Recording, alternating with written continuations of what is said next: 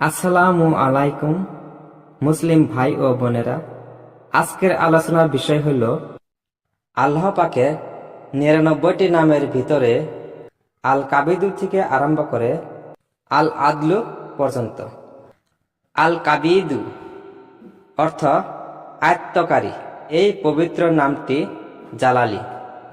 ৪০ দিন পর্যন্ত প্রতঃ রুটির লোকমার উপর এই পবিত্র নাম লিখিয়া খাইলে কখনো ক্ষুধার তাড়নায় কষ্ট পাইবে না।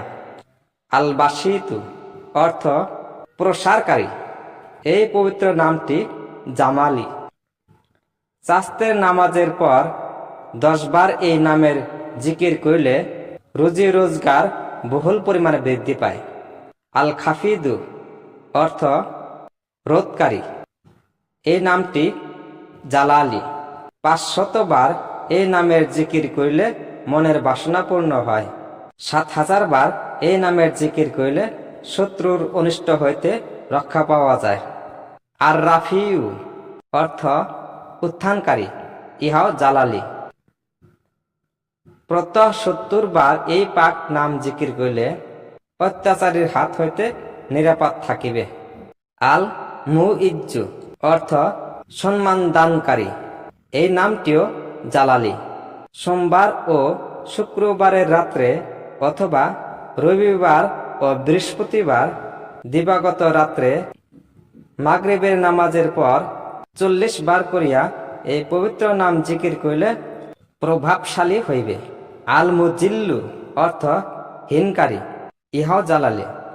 এই নাম ৭৫ বার জিকির করত সেজদায় পুরিয়া দোয়া করিলে হিংসাকারীর হিংসা হইতে রক্ষা পাইবে।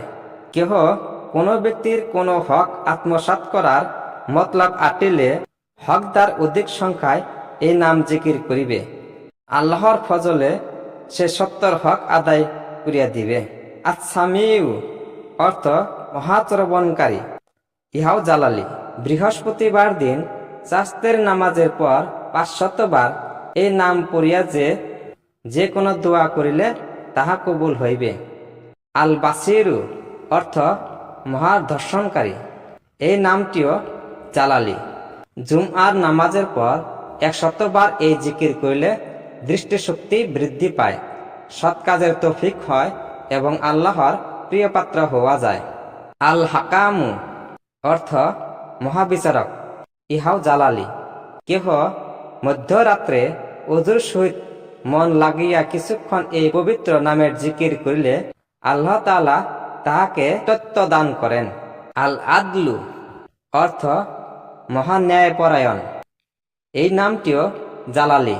শুক্রবার রাত্রে রুটির ২০টা টুকরায় এই পবিত্র নাম লিখিয়া খাইলে লোক বাধ্য হয়। কালকের আলোচনার বিষয় হল আল্লাহ পাকের ৯৯টি নামের ভিতরে আল লাতিফু থেকে আরম্ভ করে আল মুকিতু পর্যন্ত শুনতে পারবেন।